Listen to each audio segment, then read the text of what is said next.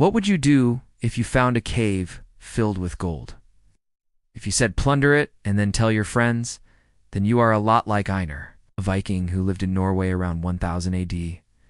Einar had been out fishing with his two best friends.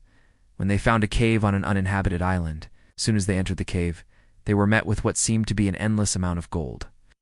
The pile was so large that it would take years for them to carry all of it back to their village, so instead, they did something much more fun. They made weapons and armor out of the gold and then went on a plundering spree across northern Europe. When they returned to their village with their new shiny toys, people were absolutely blown away by what they saw. All three of them had helmets, swords, axes, shields, and chainmail made of pure gold. They also had gold jewelry, drinking horns, and even golden replicas of the runa stones that decorated their village. Every single piece was so heavy that it took 8 men just to carry Einar's shield. After showing off their wares at the local tavern, Einar and his friends got straight to work, melting down the excess gold to make even more treasure. But not everyone was happy about their exploits. The Christian king of Norway was furious about Einar's disrespect and sent soldiers after him. Einar and his friends barely escaped with their lives, leaving most of their golden hoard behind, and thus the legendary Isle of the Golden Cave remained just a rumor. So now I want to hear from you. What would you do if you found a cave filled with gold? Would you share it with your friends, or keep it all to yourself? Let me know in the comments below. Hi everyone. Welcome to my channel. Today we'll be exploring ancient history through the archaeology of everyday life. So grab your imaginary time machine and get ready to travel back in time with me. Our first stop is the ancient Egyptian city of Akhmim, where archaeologists recently uncovered the remnants of an ancient tannery. Animal skins were a very important resource for the Egyptians. They used them to make shoes, clothing, bags, belts, and even musical instruments. And this particular tannery seems to have specialized in producing high-quality leather for the elite members of society. The process of turning animal hides into leather is called tanning. It involves soaking the hides in a solution of lime and water for several weeks to break down the hair and other unwanted materials. Once the hide is properly softened, it can be stretched and dried in the sun. The entire process is messy, smelly, and labor-intensive. No wonder they left this job to the slaves. Speaking of slaves, archaeologists also found a small village near the tannery that was likely home to the slaves who worked there.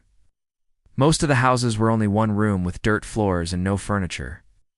It seems like a pretty miserable place to live, but hey, at least they had jobs, and that meant that they could earn money for their hard work, right? Well, maybe not really. You see, slavery was still legal in Egypt when Jesus was born, and those slaves were not paid for their work.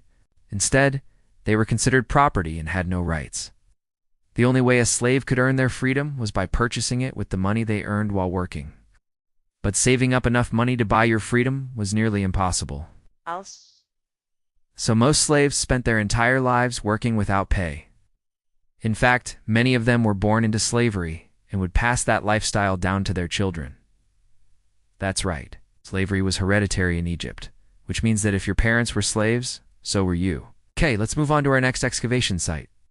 This time we're traveling to the ancient Roman city of Pompeii, which was buried by the eruption of Mount Vesuvius in 79 AD. Archaeologists recently uncovered the remains of a bakery in the city. The bakery was equipped with 2 stone ovens and a series of shelves and counters used for making and displaying bread. There were also the remains of a grinding mill, which was used for making flour. The mill was powered by either a donkey or a slave. Donkeys were typically used during the day when there was more work to be done, while slaves were often reserved for nighttime when there was less business. The owner of the bakery was a freed slave named Marcus. He purchased his freedom by using money he earned while working for a baker in Rome. After buying his freedom, Marcus moved to Pompeii and started his own business. He likely employed other freed slaves to work in his bakery, paying them a small wage to help make ends meet. Unfortunately, none of the workers were able to save enough money to buy their freedom. They were killed along with everyone else in Pompeii when Mount Vesuvius erupted. Speaking of the eruption, it wasn't just hot and uncomfortable. It was deadly. Hot ash and pumice rained down on the city, killing anyone who was outside. Those who were inside their homes or shops were likely suffocated by volcanic gases. Overall, it was a bad day in Pompeii. Our final stop today takes us to the ancient Greek city of Athens. During the height of the Bronze Age collapse around 1200 BC, a devastating earthquake shook the city. The earthquake caused widespread destruction, killing many people and injuring even more. Many of the survivors fled the city, never to return. Those who stayed behind had to rebuild their homes and businesses from scratch. But as the saying goes, when life gives you lemons, you make lemonade. Or in this case, when an earthquake destroys your city, you build a temple to appease the gods. That's exactly what they did. The Athenians built a temple to the goddess Athena, who they believed had caused the earthquake as a punishment for their sins. The temple was huge, measuring over 180 feet wide and 360 feet long. It was decorated with ornate carvings and paintings depicting scenes from Greek mythology. People came from all over Greece to visit the temple and make offerings to Athena. They believed that if they appeased the goddess, she would spare them from any future earthquakes. But unfortunately, they were wrong. Athens was hit by another major earthquake in 770 BC. This one was even more powerful than the last, causing even more destruction and death. But somehow the Athenians blamed Athena for this earthquake too, despite her temple being destroyed in the last one. Maybe they should have built a temple to Poseidon instead. After all, he was the god of the sea, and earthquakes happened way more often underwater than on land. Thanks for joining me on this journey through ancient history. If you enjoyed this episode, please subscribe to my channel. I'll see you next time. But wait, there's more. Our last story takes us back to the city of Athens, but to a much later time period. The year is 480 BC, and the city is preparing to defend itself against the invading Persian army. The Athenians knew that they were outnumbered, so they devised a plan to fortify the city with a massive wall. The wall was over 13 feet high and 3 miles long, with towers every 200 feet. Its purpose was to keep the Persians from entering the city. However, the wall had a major flaw. It didn't include the most important part of the city, the Acropolis. The Athenian leaders planned to defend the Acropolis separately, figuring that the Persians wouldn't bother trying to attack it. Meanwhile, the Persians had arrived and began their assault on the wall. The Athenians fought bravely, but were eventually overwhelmed and forced to retreat into the Acropolis. The Persians chased after them, believing victory to be within reach.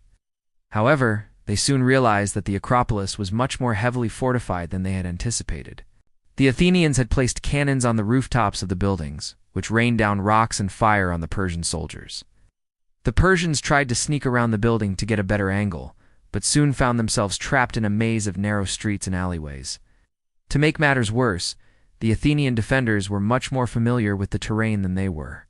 The Athenians harassed the Persians at every turn, making it impossible for them to get close enough to the buildings to set up camp. Frustrated and exhausted, the Persians eventually gave up and retreated to their original positions. The battle was over, and the Athenians had won.